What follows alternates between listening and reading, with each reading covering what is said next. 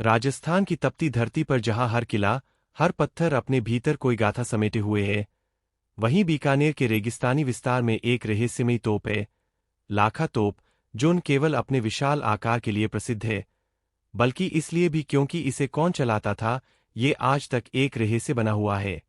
इस तोप की कथा इतिहास, लोक कथाओं और रहस्य से इस तरह घुली मिली है कि आज भी गांव के बूढ़े बुजुर्ग जब इसकी बात करते हैं, तो उनकी आंखों में भय, श्रद्धा और विस्मय का भाव उभर आता है। कहा जाता है कि लाखा तोप कोई साधारण तोप नहीं थी, बल्कि यह एक जीवित तोप थी, जिसे इंसान नहीं, बल्कि कोई अदृश्य शक्ति चलाती थी। इस रहस्यमयी तोप की उत्पत्ति की कहानी शुरू होती है बीकानेर रियासत के उस काल से, जब राव लाखा नामक एक शक्तिशाली सेनापति ने सीमाओं की सुरक्षा के लिए दुर्गम मरुस्थल में एक किला बनवाया था। इसी किले के भीतर रखी गई थी लाखा तोप, जिसका नाम उन्हीं के नाम पर पड़ा। किंवदंती कहती है कि लाखा जी को युद्धकला में अद्भुत निपुणता प्राप्त थी और उन्होंने इस तोप को किसी साधारण कारीगर से नहीं, बल्कि एक तांत्रिक लोहार से बनवाया था, जो आग और धातु को मंत्रों से साध लेता था। यह लोहार हिमालय की किसी गुफा में तप करता था और कहा जाता है कि उसने इस तोप में ऐसी आत्मा बांधी थी जो आवश्यकता पड़ने पर स्वतः प्रज्वलित होकर दुश्मनों पर गोले दागती थी। वह तांत्रिक लोहार 3 वर्ष तक बीकानेर की धरती पर रहा और लाखा सेनापति के आदेश पर इस तोप को गुप्त रूप से तैयार किया गया। लेकिन जब तोप बनकर तैयार हुई, तो इसकी क्षमता इतनी विनाशकारी निकली कि इसे चलाना किसी भी मनुष्य के वश में नहीं था। एक दिन परीक्षण के लिए जब इस तोप को चलाया गया, तो इसकी गर्जना से 5 कोस दूर तक की भूमि कांप उठी, पक्षी आसमान से गिर पड़े और आसपास के गांवों में कई लोगों की मृत्यु हो गई। तभी से इसे चलाना वर्जित कर दिया गया और केवल आपातकाल में ही इसके उपयोग की अनुमति थी। कहते हैं, इस तोप को चलाने के लिए कोई हाथ नहीं लगता था, बस इसके पास बैठकर एक विशेष मंत्र पढ़ा जाता था और फिर यह अपने आप अग्नि उगलने लगती थी। मंत्र केवल सेनापति लाखा और उनके वंशजों को ही ज्ञात था। इस मंत्र का नाम था अग्निवाक्य तांडव मंत्र, जिसे केवल पूर्ण चंद्र की रात में, विशेष मुद्रा में, रुद्राक्ष की माला पहनकर, पूर्ण ब्रह्मचर्य पालन के बाद ही उच्चारित किया जा सकता था। जो भी बिना शुद्धि के इस मंत्र का उच्चारण करता, उसकी जीभ जल जाती और शरीर से रक्त बहने लगता। इतिहासकार मानते हैं कि यह कोई धार्मिक रचना नहीं थी, बल्कि एक अत्यधिक संवेदनशील ट्रिगर सिस्टम था, जिसे मंत्र के उच्चारण की ध्वनि तरंगों से सक्रिय किया जाता था, एक ऐसा विज्ञान जो आज भी मानव की समझ से परे है। वर्षों बीते, लाखा तोप बीकानेर के गर के तहखाने में पड़ी रही। लेकिन जब मुगलों ने राजस्थान पर हमला किया और बीकानेर की सीमाओं पर संकट मंडराया, तब लाखा के प्रपौत्र जयवीर सिंह को पुरखों की परंपरा याद आई। उन्होंने 7 दिनों तक उपवास किया, जंगलों में रहकर आत्मशुद्धि की और पूर्णिमा की रात को जाकर लाखा तोप के पास बैठकर मंत्र पढ़ा। कहा जाता है, जैसे ही मंत्र पूरा हुआ, तोप के भीतर से गरजती हुई ध्वनि आई और देखते ही देखते वह स्वतः आसमान की ओर मुख किए उठ खड़ी हुई और एक भयावह प्रकाश के साथ गोला दागा गया, जो 1 मील दूर खड़े मुगल शिविर पर जा गिरा। पूरा शिविर जलकर राख हो गया और दुश्मन सेना भाग खड़ी हुई। परंतु इसके बाद जयवीर सिंह वहीं अचेत होकर गिर पड़े और कभी नहीं उठे। यह दृश्य देखकर बीकानेर की जनता में तोप को लेकर भक्ति और भय दोनों का भाव बन गया। लोगों ने इसे देव तोप कहना शुरू कर दिया। फिर कभी इसे चलाने का प्रयास नहीं किया गया। लेकिन यह तो केवल इतिहास का एक पक्ष है, क्योंकि कुछ और भी कथाएं हैं जो इस तोप को और भी रहस्यमय बनाती है। कुछ लोग कहते हैं कि लाखा तोप को चलाने वाला वास्तव में कोई इंसान नहीं, बल्कि एक नागदूत था, एक सर्पदेवता, जो तांत्रिक के आदेश पर तोप में वास करता था और शत्रु पर प्रहार करता था।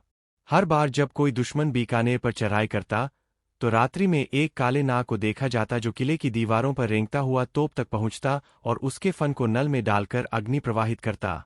तोप चलने के बाद वह नाग गायब हो जाता। यही कारण था कि लाखा तोप के मुहाने पर आज भी एक सर्प की आकृति बनी हुई है। मंदिर के पुजारी मानते हैं कि तोप आज भी जीवित है, लेकिन इसकी आत्मा सो रही है। अगर कोई पवित्र आत्मा सच्चे उद्देश्य से, बिना स्वार्थ, इसके पास जाकर वही मंत्र दोहराए, तो यह आज भी चल सकती है। कुछ ब्रिटिश अफसरों ने भी लाखा तोप की जांच की थी जब उन्होंने बीकानेर पर कब्जा किया, लेकिन उन्हें इसके भीतर कोई सामान्य यंत्र या बारूद का ढांचा नहीं मिला। एक अंग्रेज वैज्ञानिक कर्नल जॉनसन ने तो यहां तक कहा था कि यह तोप किसी साउंड एक्टिवेटेड वेपन सिस्टम का हिस्सा हो सकती है, जो कि आज की तकनीक से भी काफी आगे है। लेकिन जब उन्होंने इसका परीक्षण करना चाहा, तो अजीब दुर्घटनाएं घटने लगीं। उनके सहायकों को सांपों ने काट लिया, तोप के पास खड़े सैनिकों को अचानक चक्कर आने लगे, और अंत में खुद कर्नल जॉनसन एक रात अपने टेंट में मृत पाए गए। उनकी आंखें बाहर निकली हुई थीं, जैसे उन्होंने कुछ भयानक देखा हो। इसके बाद अंग्रेजों ने लाखा तोप को लोहे की जंजीरों से बांध दिया और एक मोटे कपड़े से ढंककर तहखाने में बंद कर दिया। आज लाखा तोप एक पुरातात्विक धरोहर है, लेकिन बीकानेर के लोग इसे केवल एक युद्ध उपकरण नहीं मानते, बल्कि एक जागृत शक्ति मानते हैं। हर वर्ष पूर्णिमा की रात कुछ साधु और तपस्वी उस किले के निकट आते हैं, वहां ध्यान लगाते हैं और कहते हैं कि उन्होंने तोप के भीतर से हल्की कंपने महसूस की है।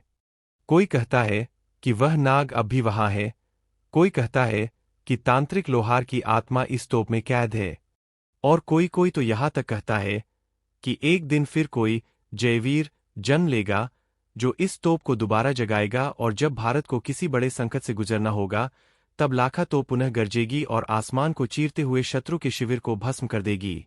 इस प्रकार लाखा तोप की कहानी केवल एक युद्धक हथियार की गाथा नहीं है, बल्कि यह भारत की उस विरासत की मिसाल है जहां विज्ञान, अध्यात्म, तंत्र और बलिदान एक साथ चलते हैं।